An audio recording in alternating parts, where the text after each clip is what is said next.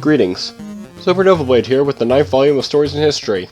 I'll admit something before I talk about the topic of this video. This has so far been the most last minute I have made a Stories in History topic choice, since what I'm going to be talking about has quite literally happened between when I am typing this and when I am doing most of the editing for the previous Stories in History video, and I wanted to talk about the experience. This is the story of what was basically my first experience with taking a solo vacation, all with my own funds and planning, which is also the story of my very first visit to MomoCon. But before that, it's time to answer the question of, what's the art in the background? The art in the background of this video is some cast-off fan art I made to celebrate the 9th anniversary of the webcomic. This drawing is available on all of my socials, including my Kara profile that I'll start having down in the description, as well as the speed draw video I made of the drawing and uploaded last month. All of these will be in the description below for your viewing. Alrighty then, now on to the MomoCon story. So, I'm going to preface this by saying that this whole experience was quite simply very stressful. As in, I put myself through way too much stress trying to get this vacation together. I've been planning this vacation since January, a little before I finished the photography volume of Stories in History.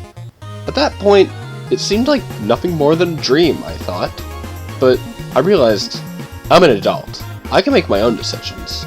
I just needed to make sure I could properly do the planning and the finances and all the other mumbo-jumbo that stands in my way. Actually, a lot of the planning was just asking my mother, is this okay?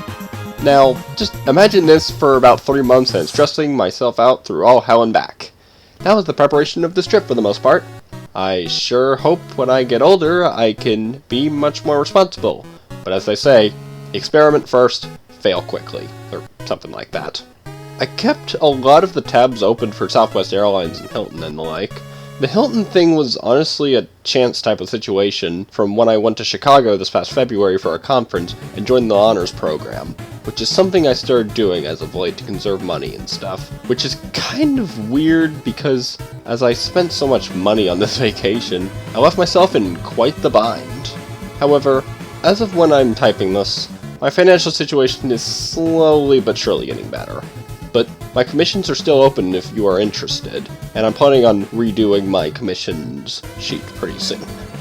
I told the plans to my mother, the person who was probably the only person to assist me with this vacation planning, and she helped me with these vacation dreams not being just dreams, and over this past Easter dinner, she told my aunt about it, and my aunt was just like, why the hell would you go on a vacation in Atlanta, Georgia, in May?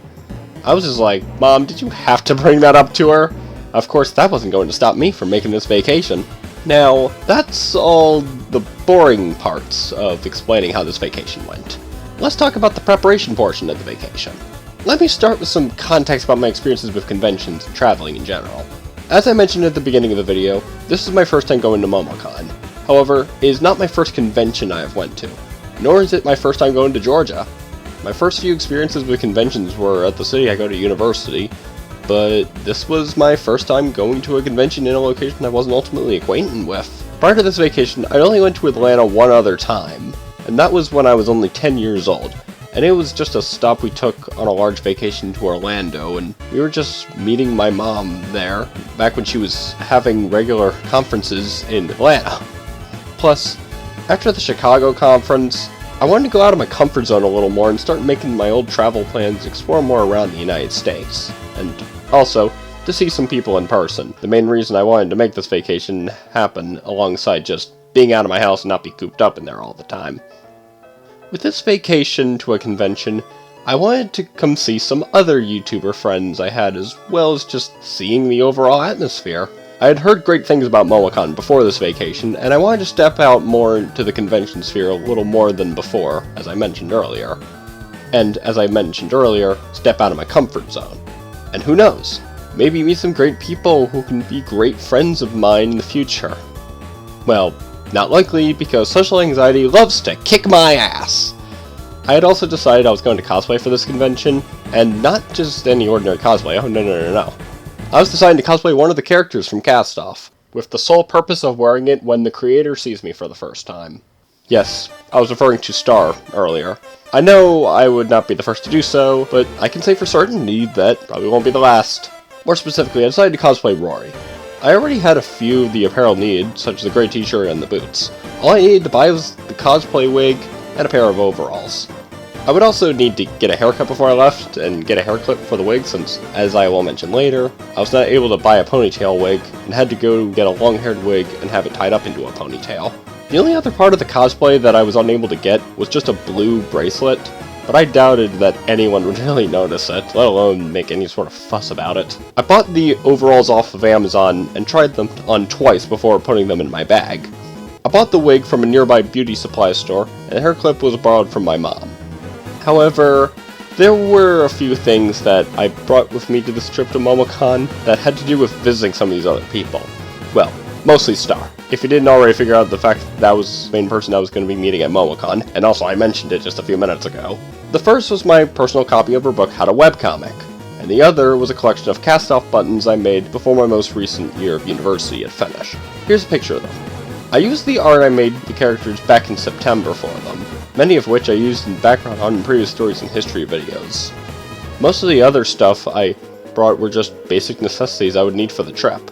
In terms of when I was going to be leaving for this trip, I was running into several issues. I kept trying to buy the flights, but every time I was in a situation where every time I was checking in my time, something happened when I needed to contact my mom, and before I knew it I was logged out. And when you don't finish the reservation on the Southwest website and you get logged out, it doesn't save any of your progress and you have to start over. This happened several times until I got to the point where I was not seeing any available flights for that Friday, other than the flight that was going to be leaving at 6:15 in the morning, and I already had a disaster with an early morning flight less than 3 months before this trip, so I was not taking that risk again. So I had to do what I had to do and shorten my vacation by a day, which wasn't a big deal for me since even with one less day, I could manage with what I had.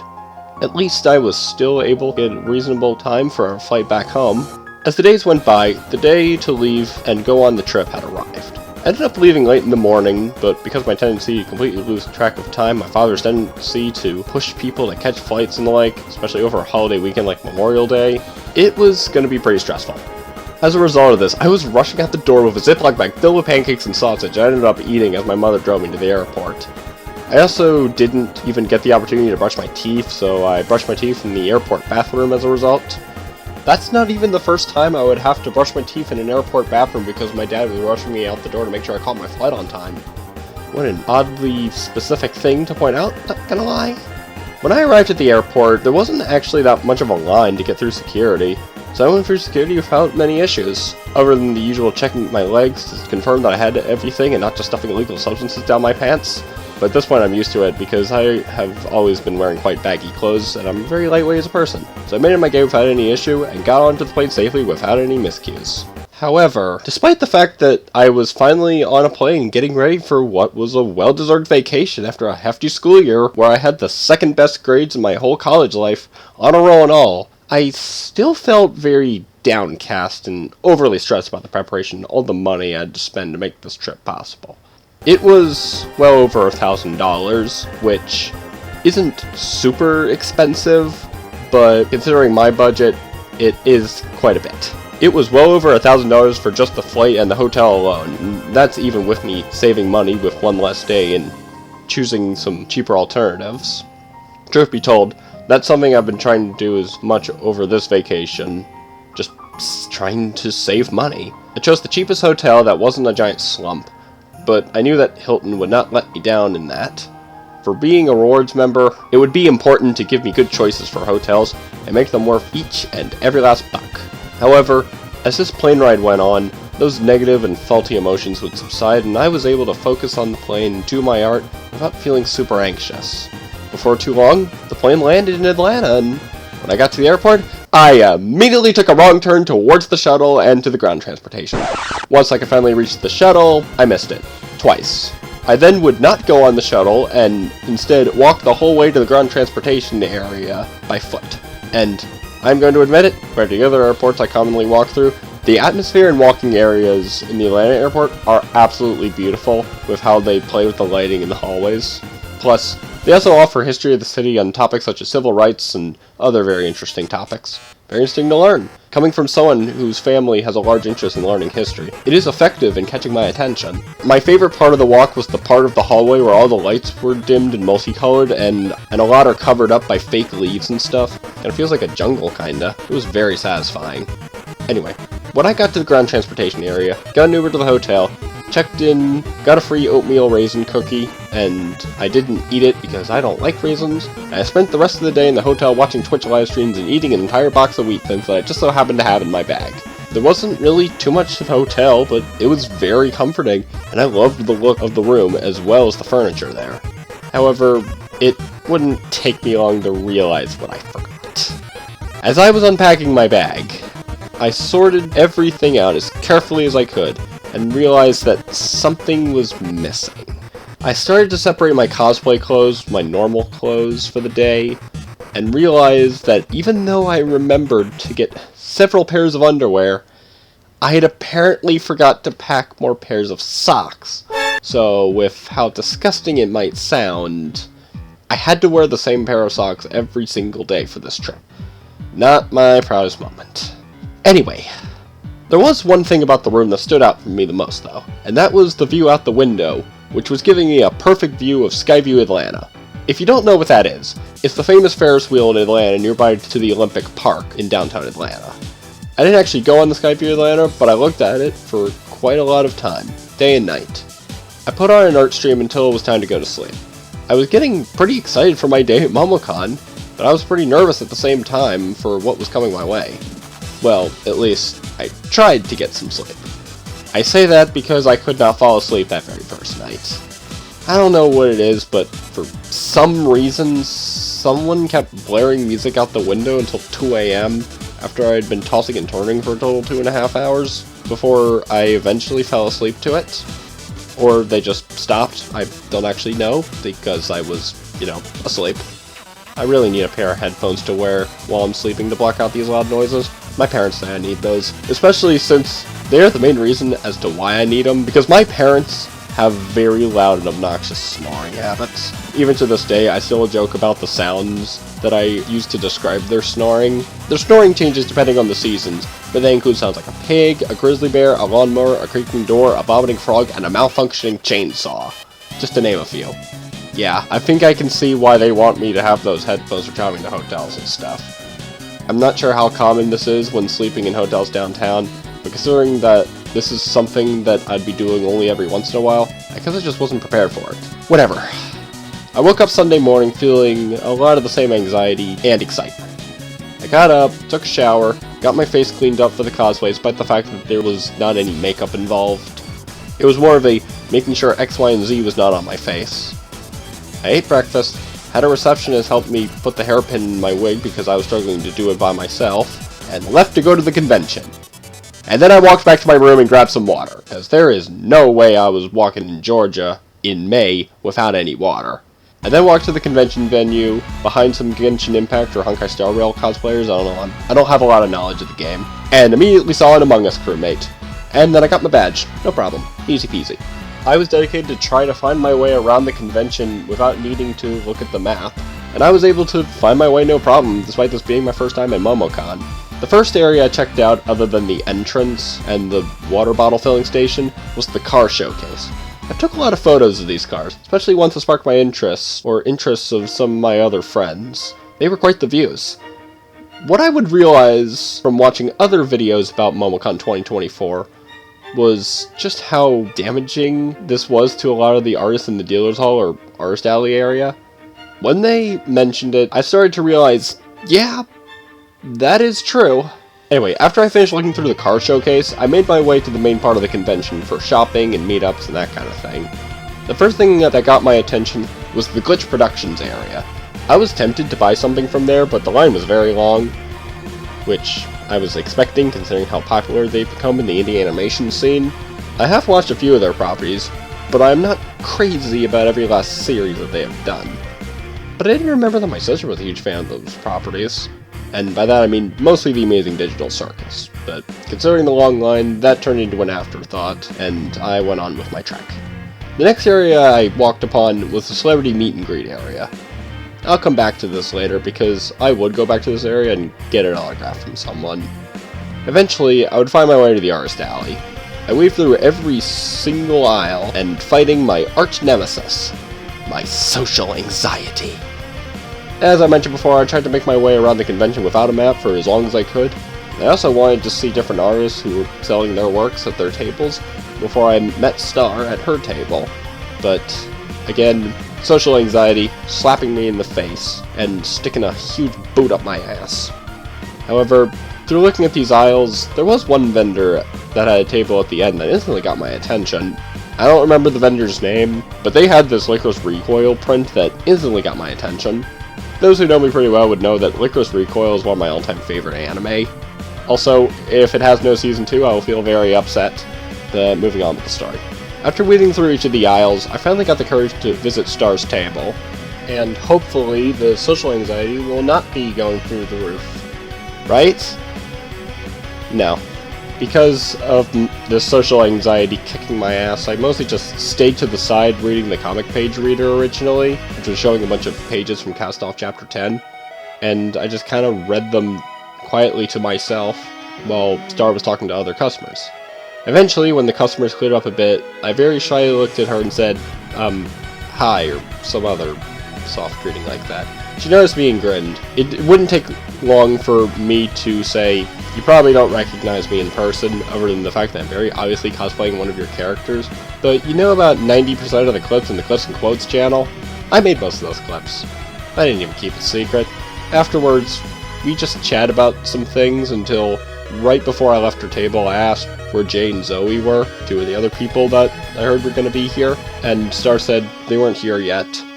They're sleepy bitches. When she said that, I probably laughed some of the hardest I ever did the entire day before walking off to use the bathroom, and just trying to comprehend the one-on-one conversation with Star that has now happened. Never thought I'd see the day. The trip was also how I learned how much harder it is to use the bathroom when wearing overalls, because prior to this cosplay, I had never worn overalls before, but now I know. Not too long after this, I realized that I forgot to offer Star some of the buttons I had in my pocket, which I mentioned earlier. I let Star choose which of the character buttons she wanted, and she decided to choose one of the Ariana buttons. After that, I left to check out some of the other parts of the convention. I probably walked around every part of the room at least twice during my time just walking around checking out all the different sections. That's basically my way of saying that I got a lot of steps in while at this convention.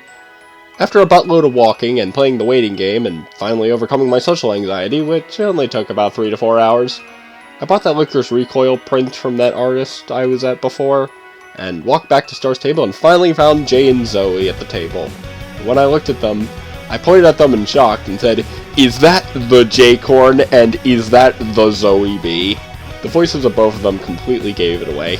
It was definitely them. Then I know them by appearance very well. I then went on to introduce myself to both of them and telling them, yeah, you know, all those YouTube clips of what's left of us and that Figment thing I did all those months ago? Yeah, that was me who did it. Jay was absolutely thrilled by this, and I don't recall exactly what he said. There was something along the lines of, "Oh wow, is that really you, SupernovaBlade? Can I hug you?" I then accepted, and he crouched down a bit and hugged me. That was hands down the most wholesome part of the convention visit. It really satisfies me and makes me so happy that there are some people who are just as happy to see me as I am to see them. I'm pretty sure I didn't even mention the whole thing about Star calling them sleepy bitches for the sake of them both, so that was not really a thing to worry about. Anyway, so the next thing I did at this convention was going back to the celebrity meet and greets area and trying to figure out what gift to get for my sister. Eventually, I made my decision. I decided to get an autograph from Dana Terrace, creator of the Owl House, one of my sister's favorite all-time cartoons. And after showing her some of the pictures from the beginning of the convention, my sister was feeling very jealous that I was able to meet so many great people while she couldn't.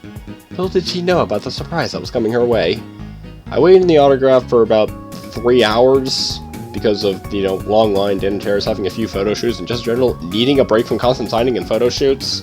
I also went the entire wait without sitting down, which, for an able-bodied person like me, was survivable, but for a few people around me, standing for that long could be detrimental. When I reached the front of the line, I grabbed one of the already made prints that was available, and told Dana Terrace as she was signing it, "Yeah, my sister's such a huge fan of your show. and her birthday is coming up next month. It's this month as of when I'm actually releasing this.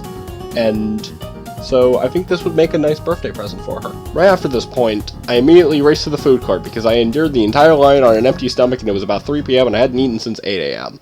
So I got a soft pretzel from Super Pretzel, and I forgot how salty those pretzels were. I swear, I was tasting more of the salt than the pretzel itself, and it was making a huge mess all over the floor. Eventually, I walked over to the esports competition arcade gaming area and watched some of the Super Smash Bros. Ultimate tournament before going on and watching some people play rhythm games.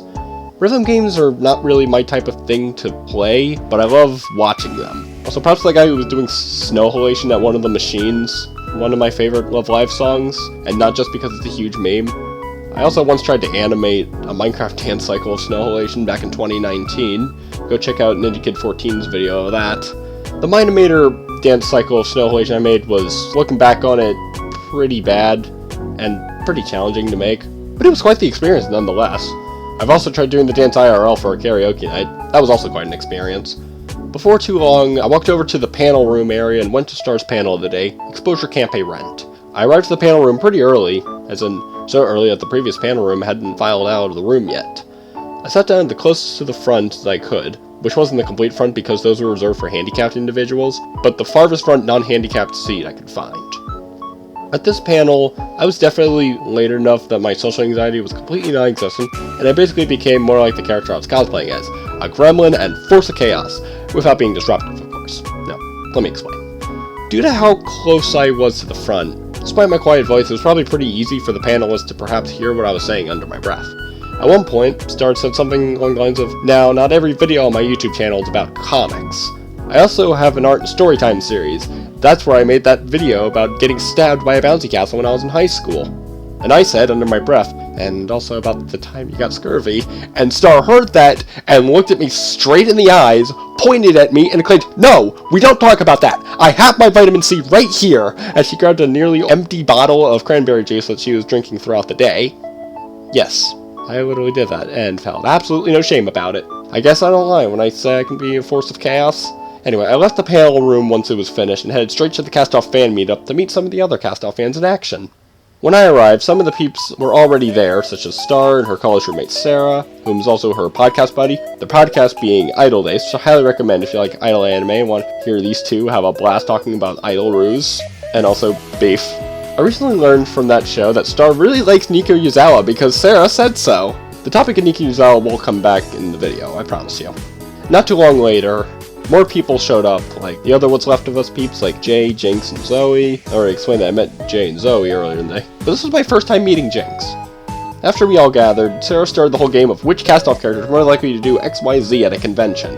I didn't really participate much in the event because I was standing for the majority of the meetup and I could easily see Star's whiteboard, so it would easily be cheating. And I wanted the other people who were playing to not be spoiled. Kept my mouth shut the whole time and listened to each side's explanations. After that was done, I was shown some of the comic spoilers and other stuff before I decided to leave on my own devices. Around this point, I had a lot of very interesting conversations with mostly Sarah. I introduced myself to her and mentioned how, similar to when I was meeting Jay, I'm the person who makes all those YouTube clips, and Sarah was thrilled. She also noticed my Licorice Recoil print I had bought, and we talked about Licorice Recoil for quite a bit, and we both joked about how Redacted should happen, and how there needs to be a Season 2, as I mentioned earlier. What? Did you think I was actually gonna spoil it? Think again! Sarah also introduced me to her and Star's RA from college, which was also a nice exchange. It was so much fun to meet so many great people. That's why I thought this trip was so fun. By the end, we took the picture, which Star has in her video, and yes, that Rory cosplay in the picture is in fact me. So if you found your way this far into the video, there's your answer to who that Rory cosplayer in the video is.